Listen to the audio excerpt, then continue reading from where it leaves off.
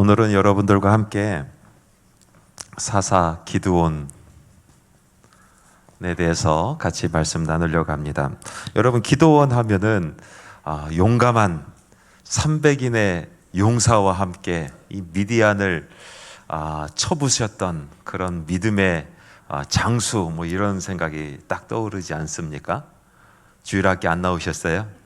전 주일학교 때 기드온의 이야기를 들으면은 가슴이 벌렁벌렁 뛰어요. 용감한 믿음의 장수 300인의 용사와 함께 미디안의 그 군대를 쳐부으신 그 훌륭한 믿음의 선조. 그런데 제가 장성하여서 말씀을 다시 한번 읽어보고 신학 공부를 하면서 말씀을 더 깊이 보고 또 말씀을 준비하면서 주석을 이것저것 찾아보며 비교를 해보니까 과연 기드온이 그런 사람인가? 라는 의심을 갖게 되었어요. 그리고 제가 기드온에게 별명을 지어줬습니다. 기드온의 별명은 미스터 보리떡입니다. 원래 기드온의 별명이 보리떡이잖아요. 미디안의 그 병사 둘이 이야기를 하고 꿈 얘기를 할 때 보리떡이 막 굴러와서 우리 장막을 다 부쉈다, 막 그런 얘기를 하면서 원래 기드온의 별명은 보리떡인데, 보리떡은 어떤 떡입니까? 아무런 가치 없는 떡이에요. 사람들이 줘도 안 먹는 그런 떡이에요. 어쩔 수 없이 배고프니까 먹는, 어쩔 수 없이 사용하게 되는 그런 인생이란 말이죠. 미스터 보리떡, 이게 기드온의 정체입니다. 그런데 저는 이 미스터 보리떡 기드온이 세 가지 모습이 이 성경 말씀에 그대로 드러나 있다라는 생각이 드는데, 첫 번째 모습은 겁쟁이 미스터 보리떡, 두 번째는 믿음 없는 미스터 보리떡, 셋째는 겁쟁이에다가 믿음이 없으면 이거는 겸손을 좀 해야 되는데 교만한 미스터 보리떡. 이 사사기 오늘 읽은 이제 여러분 읽어오셨겠죠? 6장부터 8장까지 있는 이야기들을 가만히 보니까 하나님께서 그 말씀을 통해서 사사 기드온의 정체를 드러나게 하십니다. 그냥 읽어봤을 때는 전혀 느끼지 못해요. 한 영웅의 아름다운 신앙이 있는 그런 어떤 이야기다, 그렇게 생각이 드는데, 그 문체와 문맥에 흐르는 이야기들을 가만히 다시 한번 곱씹어 보면은 이 사람이 정말 사사일까? 이런 사람도 사사가 될 수 있나? 그렇게 생각하게 만듭니다. 이 말씀 자체가 애매모호하게 기드온의 모습을 그냥 봤을 때는 용맹스러운 믿음의 장수요, 가까이 들여다보았을 때는 전혀 그렇지 못한 그런 모습으로 이 문체 자체가, 하나님 말씀 자체가 그렇게 쓰여져 있어요. 그렇게 쓰여진 데는 하나님께서 그냥 그렇게 쓰셨겠어요? 의미가 있는 거예요. 그 마치 우리들의 모습을 드러내 보이시는 것 같아요. 당시 이스라엘의 사사의 모습을 드러내 보이시는 것도 하나님께서 하신 거지만은, 그 말씀을 읽는 너희들은 어떠냐 물어보시는 듯한, 그러면서 우리는 겉으로 딱 봤을 때 믿음 좋은 사람, 근데 가까이 들여다보면 이렇게 되잖아요. 이렇게 되잖아요. 꼭 그런 모습을 이 사사 기드온의 이야기를 통해서 그대로 드러내신단 말이죠. 기드온의 이야기들은요, 많은 지면을 할애하고 있어요. 6장, 7장, 8장까지 가니까 어떤 사사는 한 줄로 끝나는데 기드온은 그렇게 많은 이야기를 한 이유가 분명히 그 사람은 중요한 사람이기 때문에 그런 거죠. 그런데 그 중요하다는 것이 어떤 중요한 일을 했느냐가 아니라 하나님께서는 계속해서 이 기드온의 속의 마음들, 그냥 보면 기드온, 가까이 보면 에게 기드온, 이런 모습을 보여주고 계시는 거예요. 노골적으로 드러나게 하시는 겁니다. 여러분, 사사기의 이야기가 이스라엘 백성이 어렵고 힘들 때 갑자기 나타나서 이스라엘 백성을 구원해낸 영웅들의 이야기가 아니에요. 사사기의 이야기는 이런 사람조차도 하나님께서 쓰셨다라는 그런 메시지도 거기 안에 있으면서 쓰시는 그 사람이 끝까지 하나님과는 상관없는 삶을 살았는데 그래도 하나님은 최선을 다하셨다. 그런 사람 붙들고 최선을 다하셨다. 이것을 이야기하려고 하는 것이 사사기의 주제예요. 그래서 오늘 기드온을 보면 그 전에 이제 온니엘도 있었고 또 드보라도 있었고 에훗도 있었고 뭐 여러 사사가 있었어요. 그 사람들은 어딘가 뭔가 하자가 있는 사람이지만 그나마 사사로서의 역할을 잘 해냈어요. 그런데 기드온은 이 사람이 사사라고 이야기할 수 있을까 생각을 품게 만드는 그런 사람이에요. 그래서 성서학자들은 이 사사들을 기드온을 딱 기점으로 기드온 전의 사사와 기드온 후의 사사들을 이야기를 합니다. 기드온 전의 사사는 그나마 사사로서의 역할을 감당하는데 기드온 후의 사사들은 노골적으로 이런 사람들을 데리고 하나님이 일하셨다라는 것을 보여주고 계세요. 자, 오늘 기드온에 대한 이야기를 하는데 이스라엘 백성이 이제 또 타락을 했잖아요. 하나님 앞에서 범죄하여 우상 숭배하기 시작을 해서 하나님께서 미디안에게 그들을 넘겨주셨어요. 여러분, 미디안이 어떤 민족인지 아시죠? 미디안의 그 뿌리가 어디입니까? 아브라함이에요. 아브라함이 후처 구두라를 두지 않습니까? 아내가 죽고 남자들은 혼자 못 사나 봐요. 그래서 바로 후처를 얻었어요. 구두라라는 후처를 얻고 아들을 또 얼마나 많이 낳는지 몰라요. 성경 말씀에 보니까 그 100세 훨씬 넘으신 분이 아들을 또 막 엄청 낳는데 그 중에서 그 아들들 중에서 미디안이라는 아들이 있어요. 그리고 그 미디안이라는 아들의 후손이 이 성경 말씀에 나온 미디안의 그 족속이 되었던 것이죠. 사실 이 미디안은요 이스라엘 민족과 뿌리가 같으면서 좀 친화적인 그런 민족이기도 했습니다.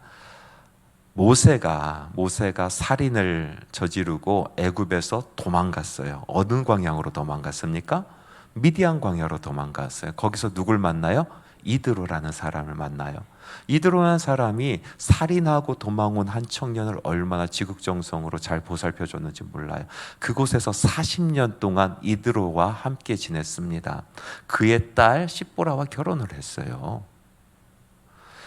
그런 인연이 있단 말이죠. 그리고 모세가 이제 하나님의 부르심을 받고 이스라엘의 지도자가 되어서 출애굽을 성공시킨 이후로 미디안 사람들과 이 장인이 가서 그 행정 체계를 거기 구축을 해줘요. 미디안이 훨씬 더 나은 행정 체계를 가지고 있었던 것이죠. 그 당시로. 그래서 도움을 줍니다. 그래서 상당히 좋은 우호적인 관계를 가지고 있었어요. 그런데 또 반면에 너무나 악연의 관계를 또 갖고 있잖아요. 이제 40년의 광야 생활을 마치고 가나안 땅으로 들어가기 전에 이 미디안을 만나서 바알볼 사건을 겪어요. 그래서 그곳에서 많은 남자들이 다 죽게 됩니다. 모세는 그 사건을 잊지 못합니다. 그래서 죽으면서 유언을 할 때 미디안 사람들 다 죽이라 이렇게 유언을 해요.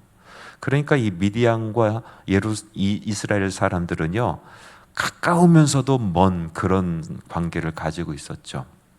어쨌든 하나님께서 미디안에게 이스라엘 백성을 넘겨주셨는데 7년 동안 고생을 했다라고 이야기하고 있어요.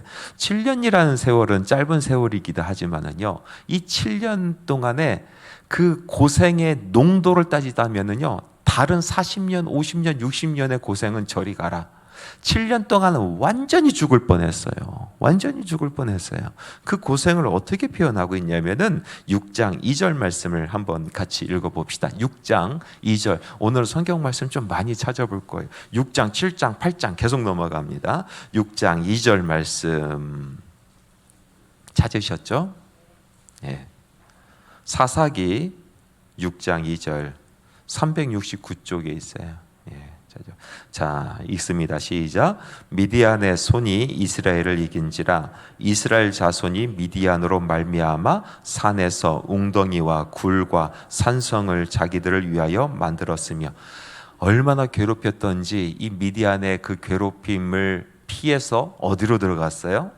자기 마을 터전을 다 버리고 산으로 들어갔대요. 산에 들어가서 굴에서 살았어요. 굴에서 살고 또 웅덩이에서 살고, 그리고 조그맣게 돌을 싸서 산성을 만들어서 거기서 벌벌벌벌 떨며 살았다는 거예요. 7년 동안. 그런데 왜 그렇게 살았냐? 또 3절과 4절 말씀 또 읽어봅니다. 시작. 이스라엘이 파종할 때면 미디안과 아말렉과 동방 사람들이 치러 올라와서 진을 치고 가사에 이르도록 토지 소산을 멸하여 이스라엘 가운데 먹을 것을 남겨두지 아니하며 양이나 소나 나귀도 남기지 아니하니. 자, 여기서 말씀 참 중요한 거, 우리가 그냥 놓치고 넘어갈 때가, 이스라엘이 어느 때면 미디안이 나타났대요? 3절 말씀 가만히 보세요. 이스라엘이 언제? 추수할 때? 추수할 때 왔어요? 파종할 때 왔어요. 파종할 때. 파종할 때 왔어요. 추수할 때 왔다는 것은 어떤 의미입니까? 1년 동안 곡식을 잘 농사를 짓고, 그래 너희들 이제 세금을 내라. 그래서 추수한 것을 싹 걷어서 가는 그런 관계예요. 그러면은 이 미디안이 만약에 이스라엘과 그런 추수 때 가서 곡식을 걷어오는 그런 관계였다라면은 내년에도 얻어야 되고 내후년에도 얻어야 되니까 씨는 남겨놔야 안 남겨놔요? 남겨놔야 되죠. 그래야 내년에 또 와서 또 얻죠. 그 후에 또 가서 또 얻죠. 그거는 어떤 관계냐면은 일종의 계약의 관계예요. 너네들은 조금 우리보다 못 살아도 되지만은 그래도 계약 관계, 내가 너희 나라를 지켜주고 내가 세금을 얻는다, 이런 개념으로 추수할 때 가서 갖고 오는 거예요. 그런데 오늘 말씀해 보니까 파종할 때가 왔어요. 파종할 때. 그래서 그 밑에 보면은 메뚜기 떼같이 많이 몰려들어서 완전히 그 파종에서 거기서 씨앗이 조금 싹트고 움트면요, 낙타 때 다 물고 와서 그거 다 뜯어먹게 만드는 거예요. 그러면 살 수 있어요, 없어요? 자, 이 관계가 지속적으로 오랫동안 추수할 때 가지고 뭔가를 가지고 오는 그런 오랜 관계를 원했던 겁니까? 아니요. 보세요. 멸절시키려고 했어요. 멸절시키려고. 자, 5절 말씀에도 보니까 사람과 낙타가 무수함이라 그들이 그 땅에 들어와 멸하려 하니. 그러니까 씨를 말려 죽이려고 한 거예요. 씨를 말려 죽이려고. 얼마나 힘이 들었겠습니까? 차라리 와서 약탈해 가지. 약탈해 가면요, 조금이라도 숨겨놓고 그거 먹고 살 수가 있어요. 그런데 씨만 뿌려서 조금 싹이 나오면 낙타떼랑 다 데리고 와가지고 그거 다 뜯어먹게 하는, 멸절시키려고 하는 거예요. 그 종족을 완전히 씨를 말려 죽이겠다라는 그런 심보로 미디안이 7년 동안 괴롭혔다는 이야기입니다. 얼마나 힘이 들었겠습니까? 이때 나타난 사람이 누굽니까? 바로 미스터 보리떡이 나타나요. 미스터 보리떡이 하나님께서 사사로 세워주셔서 이때 나타나는데, 그가 나타나는 그 첫 번째 장면, 이 역사의 무대 위에 올라서는 첫 번째 장면이 어떤 장면입니까? 바로 포도주 틀, 밀을 추수하는 거예요. 얼마나 겁쟁이의 모습인지 6장 11절 말씀. 자, 이제 미스터 보리떡, 우리 기드온이 어떻게 등장하는지 한번 보겠습니다. 등장하는 6장 11절 같이 읽습니다. 시작. 여호와의 사자가 아비에셀 사람 요아스에게 속한 오브라에 이르러 상수리 나무 아래에 앉으니라. 마침 요아스의 아들 기드온이 미디안 사람에게 알리지 아니하려 하여 밀을 포도주 틀에서 타작하더니. 밀을 어디서 타작했대요? 포도주 틀에서 타작을 했어요. 밀은 어디서 타작합니까? 넓은 들에서 타작을 하죠. 넓은 들에서 즐거움을 가지고 밀타작을 해야 돼요. 그리고 곡식을 쭉 깔아놓고 밀타작을 해야 되죠. 그런데 지금 이 기드온은 어디에 들어가서 포도주 틀, 여러분 이 당시에 포도주 틀은요, 고고학적으로 보니까 발견된 유물들을 보니까 넓은 어떤 바위, 이 넓은 바위에 이만큼 홈을 파요. 홈을 이렇게 홈을 파는 거예요. 이게 포도주 틀이에요. 그래서 포도를 재배한 걸 여기다 이렇게 넣고 사람이 서가지고 발로 꾹꾹꾹꾹 밟는 거예요. 넓은 틀이 아니에요. 조그만 웅덩이. 바위에 구멍을 뚫으려니까 크게 뚫을 수 없어요. 힘이 들어요. 계속 좀 이 괭이로 뚫어가지고 조금 뚫어놓고 사람 한 발 여기 정도 들어갈 정도로 그렇게 뚫어놓고 포도 넣고 막 밟아서 즙이 생기면 바가지를 퍼내고 하는 그런 포도주 틀이에요. 그런데 이런 포도주 틀에 지금 기드온이요 이렇게 쭈그려 앉아가지고 이렇게 고개만 내밀고 쭈그려 앉아가지고 뭐 하고 있어요? 밀 까고 있는 거예요. 밑에서. 왜? 기드온에게 들킬까봐. 엄청 초라한 모습으로 역사에 등장하는 거예요. 예? 아, 미디안에게 들킬까봐. 미디안에게. 아유, 감사합니다. 여러분 이거 편집해 주십시오. 미디안에게 들킬까봐 거기서 밀을 까고 있는 거예요. 얼마나 초라해요. 겁장이의 모습. 그런데 그 밑에 있는 말씀이 더 재밌습니다. 이거는 무슨 만화책 읽는 것 같아요. 12절 말씀 한번 읽어봅니다. 시작. 여호와의 사자가 기드온에게 나타나 이르되 큰 용사여 여호와께서 너와 함께 계시도다. 이거 참 웃기잖아요. 지금 여기에 이렇게 쭈그리 앉아가지고 두리번 하면서 몰래 막 밀을 막 까고 있는데 그때 여호와 사자가 딱 나서 큰 용사여 하나님께서 너와 함께 하신다. 이건 정말 이런 코미디도 이런 코미디가 없어요. 이거 읽으면서 너무 재밌잖아요. 이 모습에 어떻게 큰 용사가 나와요? 큰 용사. 첫 번째 등장 자체가 겁장의 모습으로 등장을 해요. 두 번째로 또 겁장의 모습이 어떻게 나오냐면요. 밤에 거사를 치르는 기드온의 모습이 나옵니다. 하나님의 사자가 이제 나타나서 기드온을 부를 때 기드온이 이 하나님의 사자를 시험하지 않습니까? 당신이 하나님의 사자인지 아닌지 내가 어떻게 알 수 있겠습니까? 하면서 그 이야기를 했을 때 이제 기드온에게 하나님께 그 제사를 드릴 수 있게 그렇게 만들어 줍니다. 그래서 염소 새끼, 무교병이랑 고기와 또 고기 국물을 준비를 해 놓죠.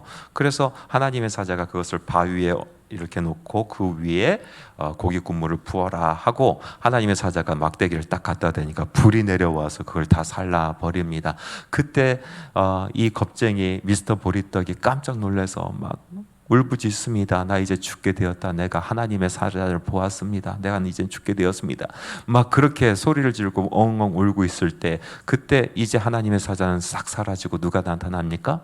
여호와 하나님께서 직접 나타나십니다. 직접 나타나셔서 괜찮다.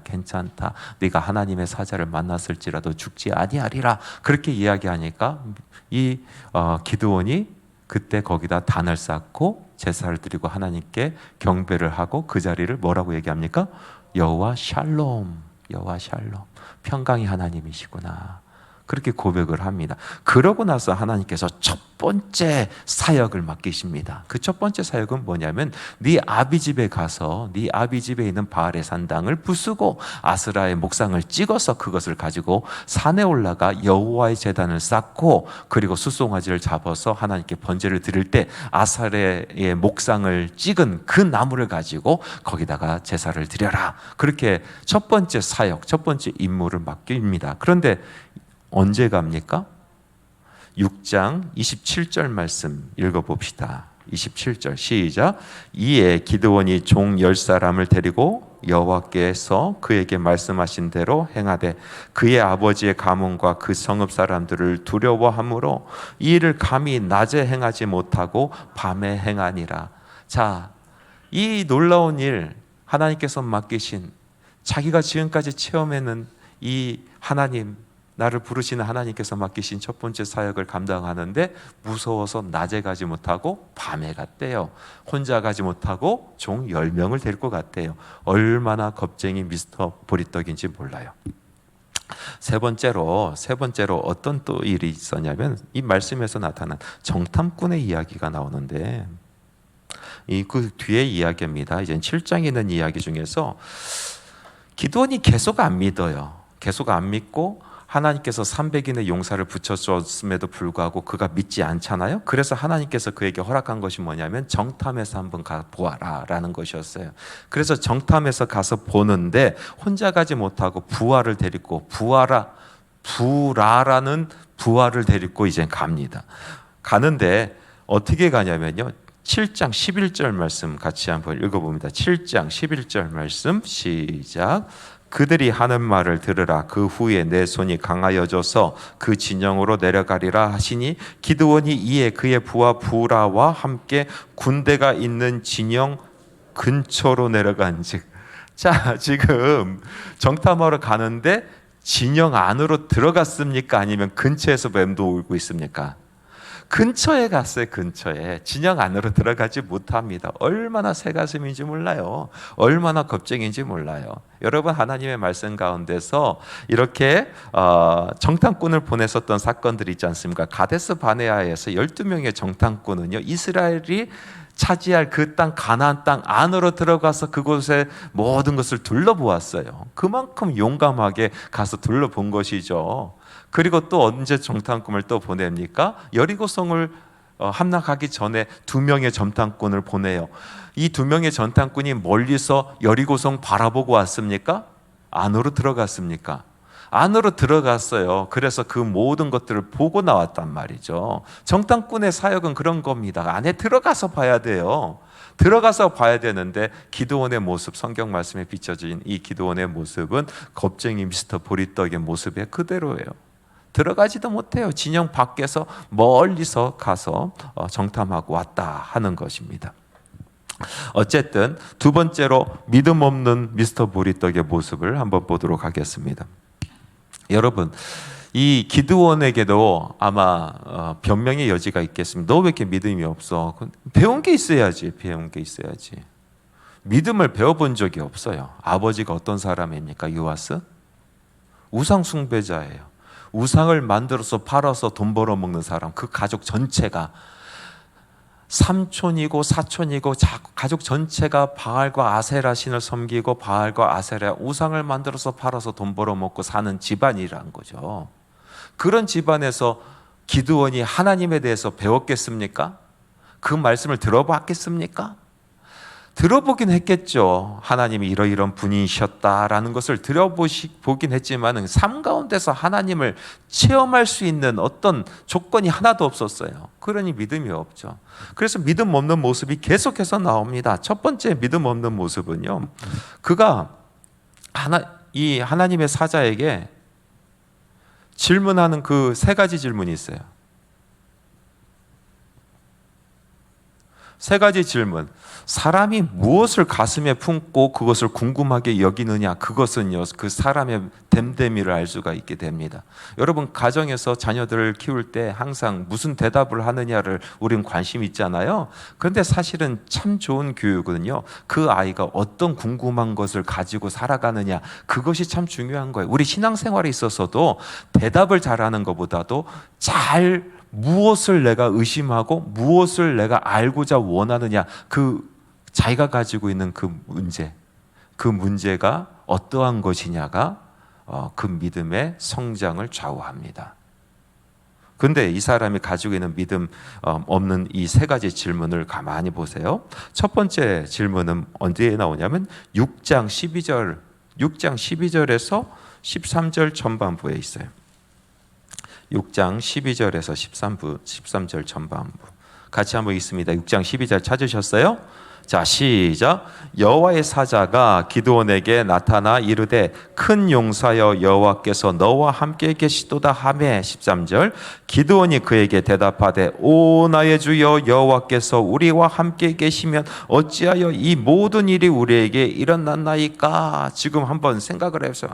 이 포도주 틀에 쪼그려 앉아가지고 밀을 까고 있는데 얼마나 떼어볕에서 땀 빨뻘 흘리면서 주변을 두변두변하고 아이고 내 신세야 내 신세야 하고 있는데 이 큰 용사여 하나님께서 너와 함께 하신다니까 신경질이 퍼럭 나는 거예요. 퍼럭 나서 하나님께서 함께 하시면은 이런 일이 왜 우리에게 있어요? 하나님께서 함께 하시면 이런 일이 왜 우리에게 있어요? 하면서 퍼럭 화를 내면서 질문 아닌 질문을 하고 있습니다. 두 번째 질문은 또 무엇입니까? 두 번째 질문 6장 13절 후반부 계속 한번 읽어봅니다. 시작. 또 우리 조상들이 일찍이 우리에게 이르기를 여호와께서 우리를 애굽에서 올라오게 하신 것이 아니냐 한 그 모든 이적이 어디 있나이까. 이제 여호와께서 우리를 버리사 미디안의 손에 우리를 넘겨주셨나이다. 또 질문은 또 두 번째 질문 뭡니까? 하나님께서 그토록 많은 역사를 일으키셨고 들어보니까 광야에서 내리신 은혜 그런 모든 기적들이 그렇게 많았더니 왜 지금은 하나님 아무것도 안 해주시냐고 우리 버리신 거 아니냐고 막 소리를 지르는 거예요. 그것이 그의 두 번째 질문이에요. 세 번째 질문은 또 무엇이냐면 6장 16절 말씀 또 읽어봅니다. 6장 16절 시작. 여호와께서 그에게 이르시되 내가 반드시 너와 함께 하리니 내가 미디안 사람 치기를 한 사람 치듯 하리라. 아닙니다. 15절 말씀입니다. 15절 말씀 죄송합니다. 시작. 그러나 기드온이 그에게 대답하되 오 주여 내가 무엇으로 이스라엘을 구원하리이까. 보소서 나의 집은 므낫세 중에 극히 약하고 나는 내 아버지 집에서 가장 작은 자니이다 하니. 생각해 보세요. 지금 우리 집안은 므낫세 집안에서 가장 작은 자고 나 모습이 지금 이렇게 쭈그려 앉아가지고 밀 까고 앉아있는 이런 인생인데 생각해 보세요. 내가 하나님의 일을 할 수가 있겠는가? 나 먹고 살기도 힘들어 죽겠습니다. 내가 이런 거 놓고 어떻게 하나님 따라가겠습니까? 그러면서 질문하는 세 가지 질문이에요. 여러분 이 질문이 하박국 선지자가 정말 하나님께서 왜 우리를 버리시고 우리를 인도하지 아니하시고 우리에게 이런 고난을 주십니까? 망대에 올라가서 정말 사모하는 마음으로 하나님 왜 그렇게 하셨습니까? 이런 궁금한 질문이었습니까? 아니에요. 지금 이 질문은요 화가 나고 막 짜증 나고 하나님 탓하는 거 내가 지금 이 고생을 하는 것이 다 하나님 탓인 거예요. 하나님이 계시다라면 어째 이런 일이 벌어지고 왜 기적은 일으키지 아니하시고 그러고 나서 나를 부르러 가시려고 하십니까? 이렇게 이야기하고 있어요.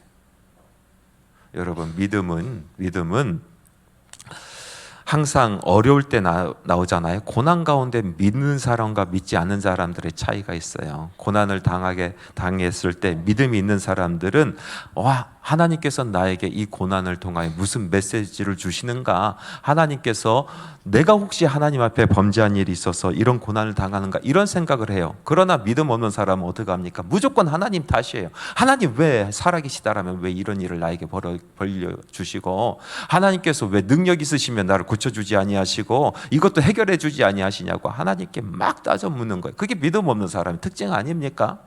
믿음 있는 사람과 믿음 없는 사람의 특징 두 번째는 뭡니까? 부르심이 있었을 때 하나님께서 나를 사용하시고 나는 아무것도 없는 사람이고 나의 가족은 정말로 초라하게 그지없는 그런 가정이지만 하나님께서 부르시니 영광스럽게 따라가는 사람이 믿음이 있는 사람이요. 믿음 없는 사람은 어떻습니까? 하나님 처지를 보십시오. 내가 지금 하나님을 일을 하게 생겼습니까?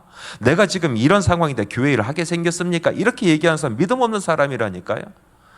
여러분 기드온이 딱 지금 그 이야기를 하고 있어요. 세 가지 질문 다 믿음 없는 그런 질문을 하고 있습니다.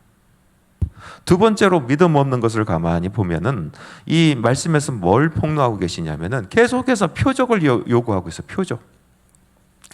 이 미스터 보리떡은 계속해서 표적이 궁금한 거예요. 자, 하나님의 사자를 시험을 하잖아요. 그리고 하나님께서 말씀을 해주시는데 그것도 미온적으로 대합니다. 하나님께서 이제 너를 쓰시겠다 직접 와서 이야기하셔도 그걸 의심하는 거예요. 그래서 하나님께서 뭘 부어주세요? 성령 부어주세요. 성령 부어주셔서 그 일을 하게 만들어버려. 여러분, 우리가 성령 체험하고 성령의 감동을 받아서 무엇을 했다, 이것이 다 좋은 것만은 아니에요. 말로 해도 안 되니까, 아무리 보여줘도 안 되니까 그냥 강권적으로 역사에서 그냥 끌고 가시는 것이 바로, 때로는 그렇게 이끌어 가신다니까요. 대표적인 인물이 누굽니까? 삼손 아닙니까? 삼손은요, 말로 들어먹지를 않아요. 하나님께서 아무리 이야기해도, 주변에 있는 사람들이 아무리 권면해도 말로 들어먹지 않는 사람이에요. 그래서 성령이 가장 많이 임한, 사사들 중에서 성령이 가장 많이 임한 사람이 누구예요? 삼손이에요. 삼손. 안 되니까 그냥 성령 부어서 강권적으로 끌고 가서 그 일을 하게 만드는 거예요. 계속해서. 어찌됐든 그렇게 성령으로 사로잡혀서 일을 하면서 많은 군대를 이제 모집을 하게 됩니다. 그런데도 계속해서 의심을 합니다. 그리고 자기는 뭐라고 합니까? 나는 하나님을 시험한다라고 스스로 이야기도 합니다. 자, 어떤 실험을 합니까? 솜털, 이 양털 실험을 하잖아요. 양털 실험. 정말 하나님께서 나와 함께 하시고 나를 도와주실 것인지, 나로 하여금 싸움에 이기게 하실 것인지 양털 시험을 해요. 하나님, 이거 보세요. 여기 양털이 있습니다. 여기 땅에 놓겠습니다. 내가 자고 나올 테니까 땅은 빳빳하게 말라 있고 이 양털 안에만 그 이슬로 인해서 젖어 있게 해주시옵소서. 그리고 자고 딱 나왔어요. 어떻게 됐습니까? 양털을 짜보니까 물이 쭉 나와요. 깜짝 놀랄 일이죠. 그런데 가만히 또 생각을 해봅니다. 아, 이거 아닌데, 이게 아닌데. 양털이라는 것은 원래 수분을 잘 빨아들이는 것이니까 반대로 이번에는 한번 해보자 해서 반대로 하나님께 요청을 합니다. 이번에는요, 양털은 바짝하게 말라있고 주변에 있는 땅이 젖어 있게 하소서. 하나님께서 그대로 다 해주지 않습니까? 다 해주세요. 계속해서 시험하고 있는 모습을 봅니다. 그런데 더 재미난 것은요, 300인 용사를 데리고 갈 때도 그때도 의심을 하잖아요.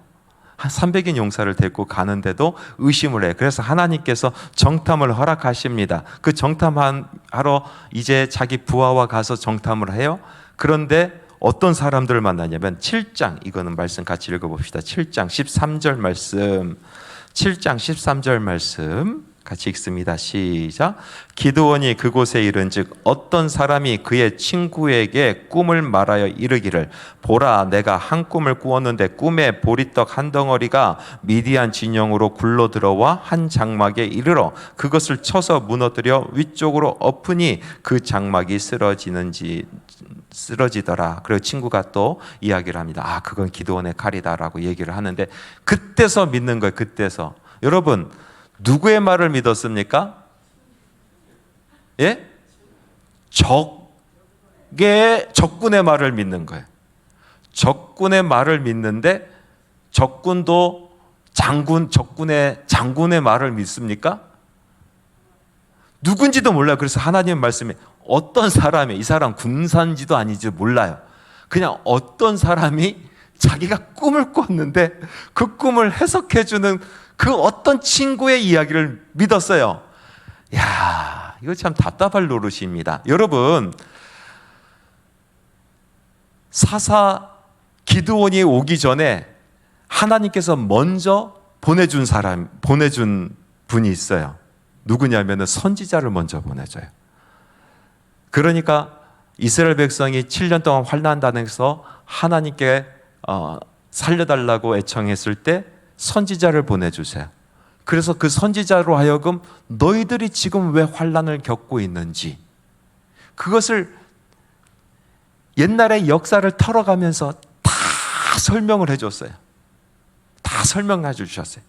그리고 하나님께서 무슨 뜻을 가지고 계시는지까지 설명을 다 해줬어요. 그런데 기드온이 믿어야 합니다. 하나님의 그 선지자의 말을 안 믿어요. 그래서 하나님께서 답답해서 누굴 보내십니까? 천사를 보내세요. 하나님의 사자를 보내서 이제 직접 얘기해 주는 거예요. 그런데 믿어요, 안 믿어요? 안 믿어요.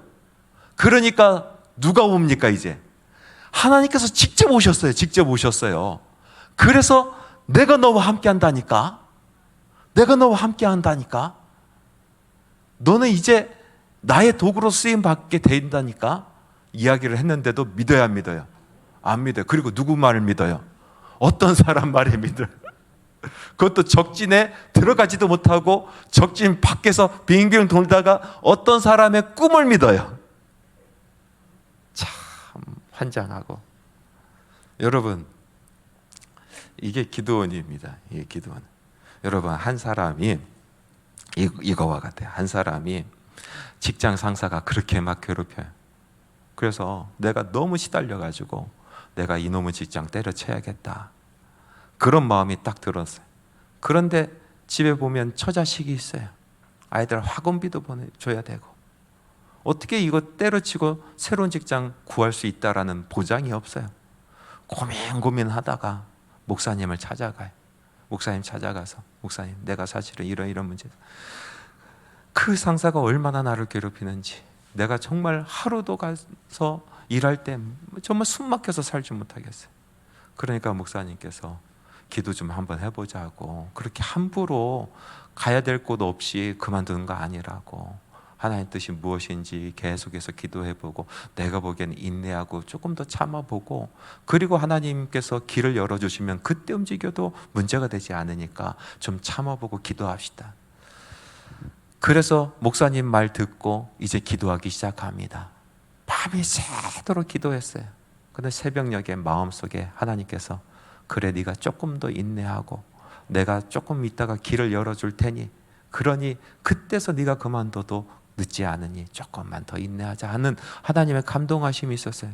그래서 야, 이게 하나님의 감동하심, 이게 기도의 응답이구나, 그렇게 여기고, 그 다음날 아침에 딱 출근을 하며 택시를 타고 이제 회사를 딱 가는데, 택시 기사가 옆에서 딱 쳐다봐요.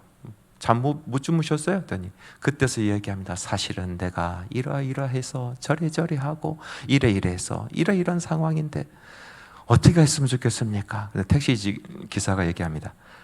인생 뭐 별거 있어요. 때려쳐요. 그 말 듣고 가가지고 사표 냈어. 이처럼 멍청한 사람이 어디 있어요? 들을 말을 들어야지. 지금 기드온이 다 그 꼴입니다.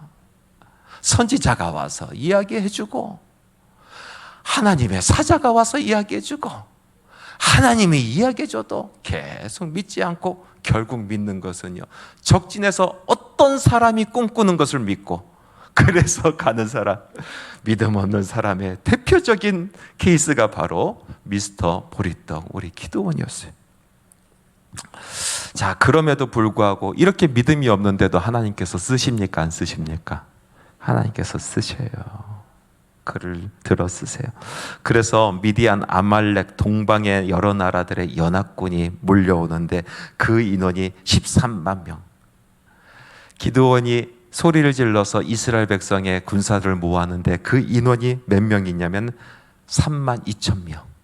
그런데 하나님께서 말씀하십니다. 3만 2천 명 중에서 네가 가서 싸우기 싫었는데 나온 사람 집에 돌아가라, 그렇게 이야기를 하라. 그래서 기드온이 가서 싸우기 싫은데 나온 사람 집에 돌아가세요. 3만 2천 명 중에서 2만 명이 떠나가요. 맞습니까? 맞죠? 2만 2천 명이 돌아가죠.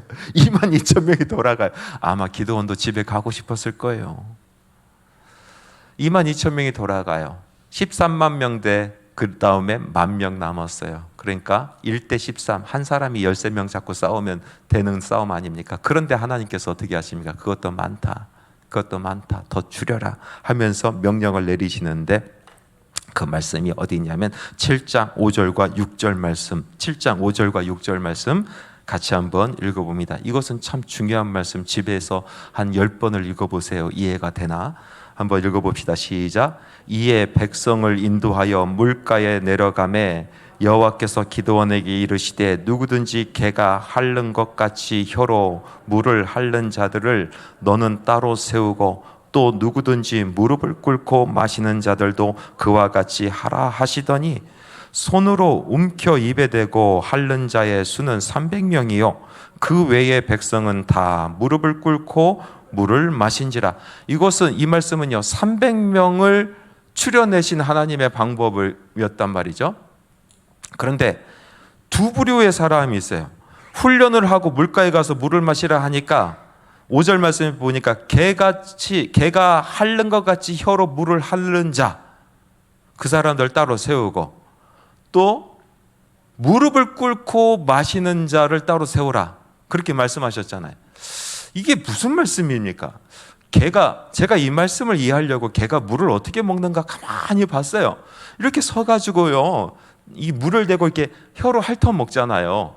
그 개처럼 물을 핥아 먹는 사람, 자, 이렇게 쭈그려 앉아가지고 물을 핥아 먹는 사람, 그리고 또 한 사람은 무릎을 꿇고 마시는 사람. 근데 무릎을 꿇어도 개처럼 핥는데 이게 너무나 이해가 안 갑니다. 그래서 그렇게 시켜봤더니 어떤 사람들이 나타나냐면요, 6절 말씀 읽어보세요. 손으로 움켜 입에 대고 핥는 자의 수는 300명, 그리고 무릎을 꿇고 마신 사람이 나머지. 손으로 움켜 물을 핥는 자, 이것이 그러면 개처럼 무릎을 꿇었을 텐데 무릎을 안 꿇고는 이게 안 되거든요. 이 말씀 자체가 모호합니다. 어떤 모습인지 몰라요. 하나님께서는요, 어떤 모습으로 물을 마시는데 관심이 없고 사실 300명만 추리면 돼요. 우리가 이 말씀을 가지고 준비된 자가 어쩌고 저쩌고 말씀 많이 들었을 텐데 아무리 읽어봐도요, 준비된 자가 아니에요. 이 사람들 준비된 자가 아니에요. 하나님께서 무릎 꿇어서 마시는 사람이 300명이면 그 사람들 썼을 거예요. 하나님의 그 방법은 300명을 추리려고 했었던 것이죠. 애매모호한 사람들, 준비도 되지 않은 사람들, 기도원 자체가 겁쟁이요 믿음도 없는 이 사람들 데리고 하나님께서 승리를 이끄십니다. 그들이 가지고 싸웠었던 무기는 무엇입니까? 칼입니까? 창입니까? 방패입니까? 아니요. 뭘 가지고 싸웠어요? 뭐 가지고 싸웠어요? 나팔 들고 항아리 들고 횃불 들고 싸웠어요. 이 말씀은요, 하나님께서 이 300명의 용사는 오합지졸이라 그냥 축출해서 300명 뽑아내는 사람과 믿음 없고 겁쟁이는 대장을 세워서 하나님께서 전적으로 하신 싸움이라는 것을 보여주신 거예요. 그러니까 이 기드온이 하나님에 대해서 할 수 있는 것은 무엇입니까? 감사와 찬양밖에 없어요. 하나님께서 하셨습니다 라고 인정하는 것밖에 없단 말이죠. 그런데 기드온이 인정합니까? 하나님께 감사합니까? 찬양합니까? 아니요, 전혀 하지 않습니다. 전혀 하지 않아요. 그러고 나서 더 교만해집니다. 교만해지기 시작해요. 어떻게 교만해지냐? 박수 칠 때 떠나라 했는데 이 사람 참 교만해지는데. 자, 7장 18절 말씀 한번 읽어봅시다. 7장 18절 시작. 나와 나를 따르는 자가 다 나팔을 불거든 너희도 모든 진영 주위에서 나팔을 불며 이르기를 여호와를 위하라, 기드온을 위하라 아니라. 300명의 용사들 모아가지고 이제 전쟁을 가는데 그 구호가 여호와를 위하여 기드온을 위하여가 구호입니다. 이 구호는요, 가나안 지역에 있었던 그 왕들이 선포하는 구호입니다. 가나안에 우상 숭배하는 왕들이 선포하는 그런 구호예요. 왕의 권위가 신적인 권위다라는 것을 나타내기 위해서 이런 구호를 만드는 겁니다. 그래서 바알을 위하여 누구를 위하여? 바알을 위하는 것이 곧 나 왕을 위하는 것이요, 나 왕을 위하여 싸우는 것이 곧 바알을 위하여 싸우는 것이니 너는 죽기까지 싸우라, 이 이야기를 하는 거예요. 자기가 섬기는 신과 자기를 동등하게 두는, 그래서 충성심을 더 발휘하게 만드는 구호였단 말이죠. 그런데 기드온이 그 구호를 그대로 씁니다. 여호와를 위하여 기드온을 위하여. 여호와를 위하여 싸우는 것이 곧 나 기드온을 위하여 싸우는 것이요, 나 기드온을 위하여 싸우는 것이 곧 여호와를 위하여 싸우는 것이니 너는 죽기까지 도망가지 말고 그렇게 싸우라. 이 구호를 그렇게 외쳐요. 벌써 자기는 왕이 됐어요. 왕이 됐어요. 모든 영광 자기가 가져가려고 합니다. 하나님께 돌릴 영광까지 자기가 가져가려고 합니다. 우리의 구원은 무엇입니까? 오직 여호와 하나님을 위하여, 오직 그의 나라를 위하여. 이것이 믿는 사람들의 구호죠. 기드온의 구호가 잘못됐어요. 교만해지기 시작합니다. 그의 구호를 보면 알아요. 두 번째로 그가 전쟁에서 싸워서 이겼는데 이제 숫곳 사람과 분웰 사람들에 대한 이야기가 나옵니다. 세바와 살무나라는 그 미디안의 왕들을 잡아 죽일 때 숫곳 사람과 그리고 분웰 사람들이 그들을 도와주지 않아서 나중에 돌아와서 그 숫곳 사람과 분웰 사람들을 진멸해 버립니다. 자기 백성이. 이 말씀을 읽으면서 왜 그들을 죽여? 도무지 이해가 가지 아니에요. 세 번째로 어떤 일이 있었냐면요, 전리품을 회수해 갑니다. 전리품. 하나님께서 여리고성의 경우처럼 너 전리품 절대 갖지 말고 모든 것을 하나님께 태워드려라 이렇게 얘기하지 아니하면은 싸운 백성들이 그 전리품을 나눠 가질 수가 있어요. 그런데 그것을 나의 충성의 서약으로 다 나에게 바치라라고 얘기하는 거예요. 그래서 전리품, 특별히 금과 은 같은 것을 다 바쳐서 무엇을 만듭니까? 에봇을 만듭니다. 에봇. 그런데 이 에봇이 하나님을 위해서 만드는 것이 아니라 그것을 가져다가 어디다 갖다 놔요? 자기 집안에다 모셔놓습니다. 그리고 그것이 우상숭배가 되어버립니다. 하나님의 말씀 8장 26절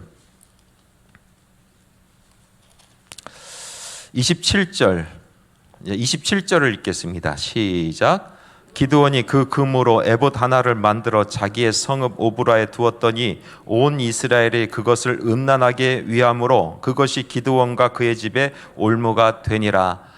에봇은 분명히 거룩한 것, 하나님의 임재하심을 상징하는 것인데 그것을 가지고 그 모양으로 우상을 섬길 수 있게 만들어버린 겁니다.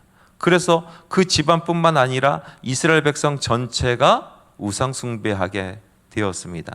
여러분, 전쟁이 끝마치고 우상을 만들었다라는 것은 어떤 의미입니까? 하나님 더 이상 필요 없습니다라는 얘기예요. 하나님의 도움이 더 이상 이제 필요 없습니다라는 그런 이야기도 하는 것이죠. 자, 그리고 이제 마지막에 이 교만이 어디까지 가냐면요, 8장 22절에서 23절 말씀 우리 한번 같이 읽어봅시다. 8장 22절에서 23절 시작. 그때에 이스라엘 사람들이 기드온에게 이르되 당신이 우리를 미디안의 손에서 구원하셨으니 당신과 당신의 아들과 당신의 손자가 우리를 다스리소서 하는지라. 기드온이 그들에게 이르되 내가 너희를 다스리지 아니하겠고 나의 아들도 너희를 다스리지 아니할 것이요 여호와께서 너희를 다스리시리라 하니라. 이 말씀 너무나 좋아서요, 제가 밑줄 쫙쫙 긋고 외웠던 말씀이거든요. 야, 이런 신앙 고백이 어딨냐. 백성들이 다 몰려서 당신이 우리를 다스리는 왕이 되소서 얘기했던 기드온이 딱 그들에게 나와서 뭐라고 얘기합니까? 내가 너희들 다스리지 않고 나의 아들도 나의 손자들도 너희를 다스리지 아니할 것이니 오직 너희를 다스릴 것은 오로지 여호와 하나님이시니라 라고 얘기했어요. 너무나 멋있는 신앙 고백인 것 같아요. 그래서 막 밑줄 치고 읽었는데 그 다음에 행동들을 보니까 지가 왕 노릇하고 있어요. 말만 하나님께서 다스린다라고 하고 실제적으로 왕 노릇은 자기가 다 하고 있어요. 어떤 것을 보냐면요, 8장 29절 말씀 보세요. 8장 29절. 자, 읽습니다. 요아스의 아들 여룻바알이 돌아가서 자기 집에 거주하였는데, 여기서 거주하였는데라는 그 단어 원어를 가만히 보면요, 이것은 왕자에 앉았는데 라는 뜻이에요. 그러니까 자기 집에 들어가서 나 왕 안 해, 하나님께서 너희 다스릴 거야, 그러면서 실제적으로는 자기 집에 들어가서 왕자에 앉았다. 성경은 그렇게 표현하고 있는 거예요. 성경은 그렇게 표현하고 있어요. 그 다음에 그 밑에도 한번 읽어봅니다. 시작. 기드온이 아내가 많음으로 그의 몸에서 낳은 아들이 70명이었고 왕이 할 수 있는 일들을 합니다. 당시 바알과 아세라의 아비가 되는 엘신 있잖아요. 엘신의 자녀가 70명이에요. 엘신의 자녀가 70명. 그래서 왕적인 권위를 가진 사람들이 다산을 해서 신적인 그런 부유함과 권력을 누렸다라는 그 상징적인 숫자가 70이에요. 그 자녀가 70명이 있었다라는 것은 바로 그런 상징적인 숫자예요. 나는 왕이 되지 않겠습니다. 하나님께서 너희들을 다스릴 거니 나를 그냥 내버려 두십시오 하고 자기 집에 가서 왕좌에 앉았고, 그리고 왕처럼 살았다는 거예요. 왕처럼. 이해 가십니까? 그 다음에 더 재미있는 일이 있습니다. 31절 말씀 읽어봅니다. 31절 시작. 그의 첩도 아들을 낳았으므로 그의 이름을 아비멜렉이라 하였다. 아비멜렉. 세겜에서 첩을 얻어서 아들을 낳아서 아들을 그 이름을 에비멜렉이다. 그렇게 이름을 줬다는 거예요. 에비멜렉의 뜻이 뭔지 아십니까? 에비멜렉의 뜻은 나의 아버지는 왕이다. 에비멜렉의 뜻이 나의 아버지는 왕이다. 미스터 보리떡은 한 번도 자기가 왕 된다라고 얘기한 적이 없어요. 나는 왕이다, 왕처럼 살아가더라도 나는 왕이다라고 한 번도 얘기한 적이 없어요. 그런데 아들을 낳아가지고 그 아들의 이름을 네 아버지는 왕이다 이렇게 줬어요.